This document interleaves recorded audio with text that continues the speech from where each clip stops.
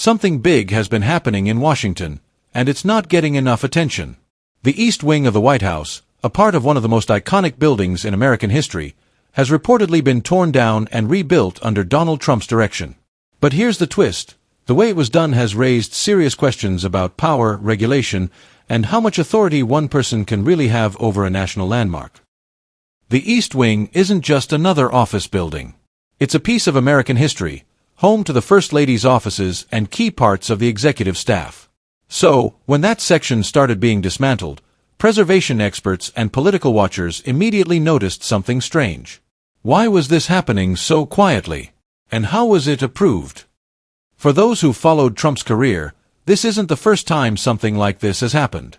At Mar-a-Lago in Florida and Trump Tower in New York, there have been repeated stories of zoning battles, preservation fights, and projects that pushed, or completely ignored the usual rules.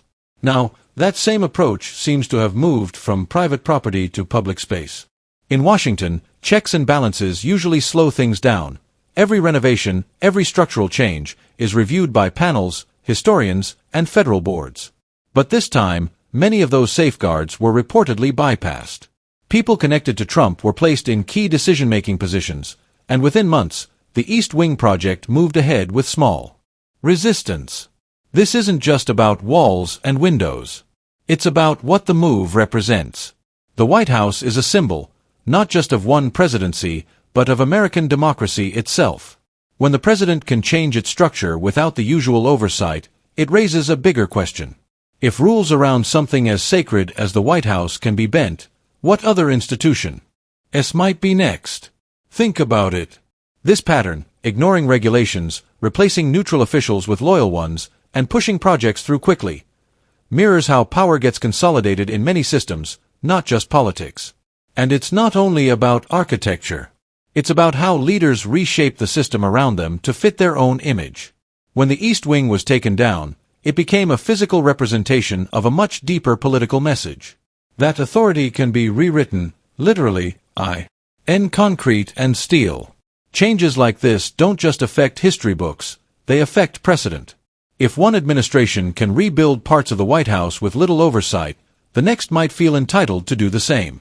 Soon, traditions that have lasted centuries could vanish, replaced by whatever suits the current occupant's agenda.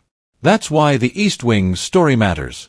It's not only a renovation, it's a reflection of how power is exercised, and how fragile the safeguards of democracy can be when they depend on people to enforce them. So, the next time you see headlines about renovations or changes in government buildings, don't just scroll past. Ask who's making those decisions, and who's supposed to be watching. Because sometimes, the biggest political moves aren't made in speeches. They're made in the foundations of the buildings themselves. For more news stories explained, please subscribe to Beyond the Headline.